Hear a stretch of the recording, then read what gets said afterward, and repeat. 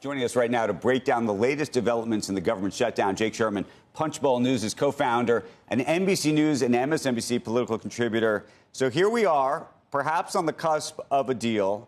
I want to know what you think the Democrats are going to get for all of this, what you think the Republicans are going to get for all of this, and the way the public is going to think about this when it's all over, if they think about it again at all. Maybe they won't think about it again at all. The Democrats get nothing.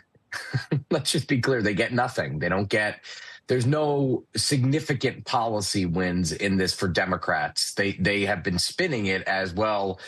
They get SNAP for a year. They get to reverse the mass layoffs that the Trump administration has conducted since October, and they forestall any layoffs until through January.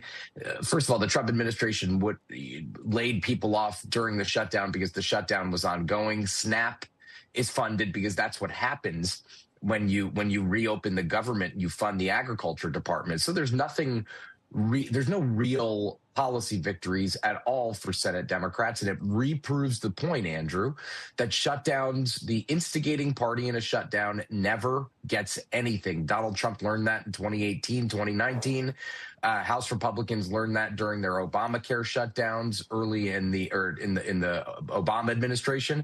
You don't get anything. Now, Republicans, I will say this is not without risk for Republicans going forward, because they're going to be plunged into a conversation about health care, which has never been a winning issue for them. Maybe it changes. I don't know. I can't tell the future, but they will be forced to talk about health care, which is not a great topic for them. And these credits are expiring. They're going to expire at the end of the year, and maybe they can find something better. Maybe they can't. But that's the only real risk I see for Republicans, which is a modest risk at that. But you're going to hear, Jake, about people anecdotally, This is what it used to be. This is what it's going to be now because of and there's maybe pressure to address that at some point. I saw a meme this morning, and you sounded just like it, because it was from G2, and it was a meme where that senator from Nevada was trying to shake down Michael Corleone for a casino license, and he makes unbelievable threats, and then says, "Let me know by the weekend what it is." And Michael Corleone says, "I'll give you my answer right now, Senator. Nothing."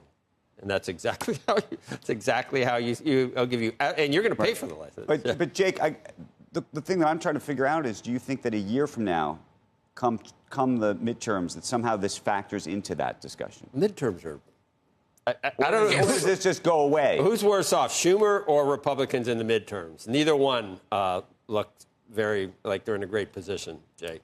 I'll put it this way. In Donald Trump's Washington and Donald Trump's America, 12 months might as well be 12 years. We don't know what we're going to be thinking about, what voters are going to be thinking about next year. Now, the question is, if Joe is right, maybe they will have to fix this. If premiums are up 2x or 3x in some places, who do voters blame? Do they blame Republicans who control all of Washington, or Democrats who put the law into place and folded in the shutdown?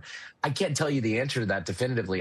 A lot of Republicans have told me that they think that they are going to shoulder the blame here. And listen, Trump seems at the moment, again, with Trump, you don't know where it's going to go, but at the moment interested in doing some sort of healthcare effort. I think that is not easy for Republicans. We've seen over the last 15 years, nearly 16 years, Republicans have not been successful in putting out a plan that people can rally around that is as comprehensive as the ACA. And maybe they don't want to. Maybe they'll make changes around the edges. But, Joe, you are right. Republicans, since October 1st or even before, have not moved 1 inch on their position in this shutdown, which is, we're not going to discuss health care with the government shutdown, and eventually Democrats are going to fold. And they did. And by the way, it's Monday. Maybe the Senate finishes this today. If they're lucky, they need to get consent from 100 senators. So we're going to go into at least toward the end of the week, end of the week, before this is fully resolved. And it will take airports and the rest of society a couple days here to snap back. Jake, that's the point. This is kind of a forced protest that they have put on all of these government workers, on all of these government aid recipients, saying this is so important to us and we're going to take you along with us. not only how long, because this is the longest we've ever done this, what ripple effects last beyond just how long it takes to put society back together? Are there things that will change permanently for this? Are there, just the ripple effects from the air traffic controllers who are in training, who are saying, forget it, I'm not going to do this anymore? Will the government actually act to try and make it a lot tougher for a government shutdown in the future? They can't make it any tougher, Becky. I mean, there's nothing they could do to make it tougher logistically. I think there's been estimates that GDP is gonna take a hit. Most of the damage, the economic damage from the shutdown, is predicted to reverse. Right? It's predicted to snap back once government coffers are full and the country starts moving again. But listen, this process, this funding bill puts another deadline for most of the government funding on January 30th. So Congress will have just over 2 months to fund the rest of the government on a long-term basis. Right now, what they're basically doing is they're funding agriculture, military construction, and veterans affairs, and the legislative branch through the fiscal year. The rest of the government needs to be funded by January 30th.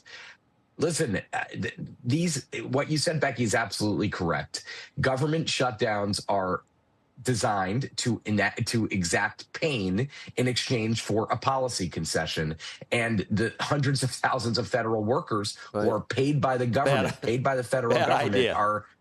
It's just they are along for the ride, and it is difficult. And we've seen Trump learned in the last when the Republicans shut it down. It's like not something that worked. Maybe it won't happen anymore. Can I ask you? I heard that there were many more senators they could have counted on, but like Senator Shaheen's not running for re-election. I think there's another senator that's not running for. So there's certain senators that don't have political. There won't be a hangover from what they're doing. How do they decide to do? They got exactly what they needed. So whomever didn't have to vote for it. But that always happens, Joe. How do they get exactly what they need? How do they do it? Do they talk? Do they talk to each other and say, you don't have to do it. I'll take the flak for you. How many more were there? Remember,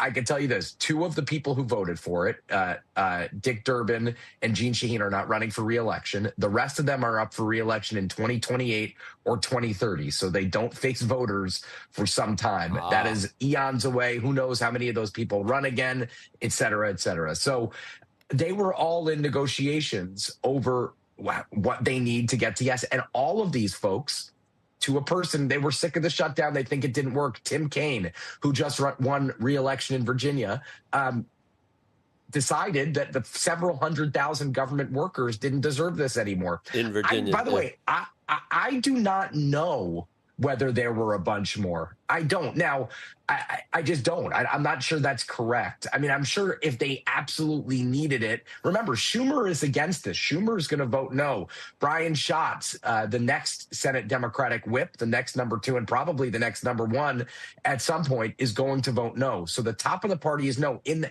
by the way, this is going to be very messy in the House of Representatives. We're all forgetting, or at least I needed reminding, kind of, that Republicans have 219 votes in the House. They can only lose 2 to pass this. Hakeem Jeffries is a no. His leadership team is going to be a no. The default position for House Democrats is going to be a no. This is going to look very, very turbulent in the House when it gets there Wednesday, Thursday, or Friday. When they bother to come back to work. Yeah, they've been out for 50 days. It's one of the I'll say this. I mean, having covered this stuff for, as long as I have, 15, 16 years, this is the most obscene thing I've ever seen, that they've been out of session for 50-something days as the shutdown has dragged on. They would have, I think. And by the way, they're getting paid for all of this. Correct. Constitutionally, they are mandated to get paid. Yes, they are getting paid. There's your first problem. You want to make it tougher? Stop paying them. You want to make it tougher for government shutdowns? 1,000%. They wouldn't have continued if they were not getting paid, probably, or would have been much quicker. But Joe, what you said is right. It's just the little people they expect never end well. They never end well.